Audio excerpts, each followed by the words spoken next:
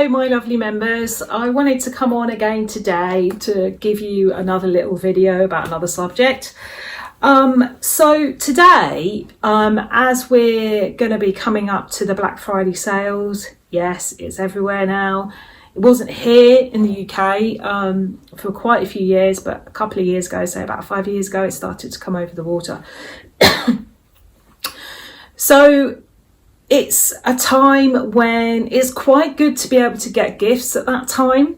But if, like me, which I know a lot of you are, if you're somebody who's quite conscious about what you buy and what you bring into your house, then how do you navigate those sales in a way which is beneficial to you, but doesn't mean that you end up bringing home a load of stuff that you won't wear or won't use? So I've got a few tips for you on this one. Now, I think more than any other time of the year, it's probably best that you take a list of what you need with you. Now, autumn particularly is a time of year, obviously, like at the moment we're going into autumn in the UK, soon we're going into winter, and it's obviously a time of year when a lot of people transition their wardrobe. So often you're starting to think about, or you might notice other bits in your wardrobe that you need to replace. And that is when I think the sales can come in handy.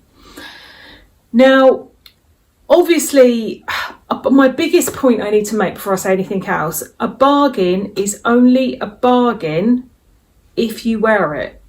It's not a bargain if you never wear it. It's a waste of your money. And that's how I want you to really look at things. Even if you go into a shop and you find a top, like a Versace top for 50p, it is still a waste of your money if you're not going to wear it. So just be really mindful of that when you go anywhere near any sales. If you're going to go anywhere near the sales, whether it be online or offline, I would kind of think about taking a list with you or having a list of what you actually need.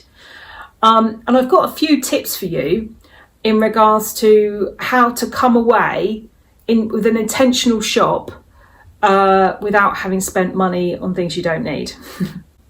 Number one of the things that you need to be aware of when you're browsing for anything online, particularly, is that if you've glanced at something and maybe clicked on it once and then it keeps appearing, it may feel to you like it becomes more familiar and therefore more accessible to buy somehow. You know, when you first see something, sometimes it takes a while for it to get through to you and for you to feel like it's something that you would actually want. But what you need to know is that the algorithm is following you around the internet and going, here I am again, here I am again, here I am again. So don't listen to it unless you actually need that item. Ignore that algorithm waving at you just because you clicked on something once. Just because it's more familiar, it doesn't mean to say that you need it anymore.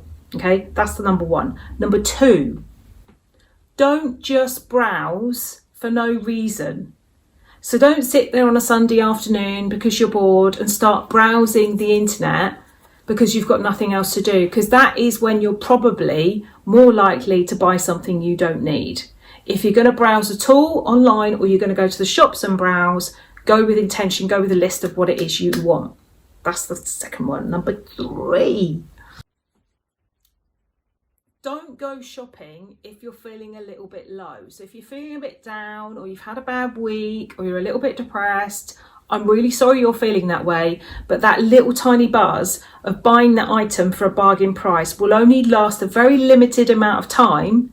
A, because the endorphins will drop down very quickly anyway, and B, when you look at it and you realise it doesn't fit in with your wardrobe and you're not going to wear it. If you're feeling like that, I don't know, go to a cafe and have a nice piece of cake, go for a walk, go and see a friend, call somebody, you know, watch a film, anything that will make you feel better. But don't go browsing for stuff in the sales. Number four.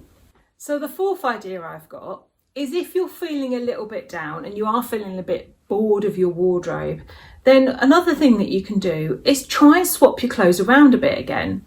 So maybe look at different combinations, you know, try and put a colour with another colour that you've never tried before, or even a top with a pair of trousers that you've never tried before.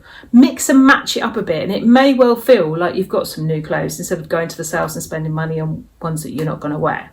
Okay, and finally, number 5, appreciate what you have. Now, I know that sounds crazy, but most of us are in a position where we have a roof over our head, we have food in the cupboards, we are warm when we need to be, and we've got a selection of clothes. We are rich in more ways than many other people on the planet, okay? So just appreciate what you have and kind of look at things in more detail. You know, if you've got a dress or something like this with the pattern on it, then look at the pattern more, take more note of things. You know, is there a colour in that pattern that you could kind of pull out on something else you're wearing? You know, try and mix match things up a bit better, like I said earlier, and just appreciate what you have, appreciate how it's been structured, appreciate the lining, appreciate the person who made it, you know, and how it feels, and just be more mindful of what you already have. So I hope you found that a little bit helpful. Basically, it boils down to, don't go to the shops when you're feeling low in a sale, and be very mindful and intentional about what you bring home. Consider how it will fit into your wardrobe and mix and match with all your other clothes. And then you can't go wrong. And if you do go out and something is on your list and you manage to find a good quality item for a fantastic price in the sales, then fantastic. Go for it. But otherwise, just step back a little bit and think about why it is you're buying that. So I hope that's helpful. I'll see you next time. Take care.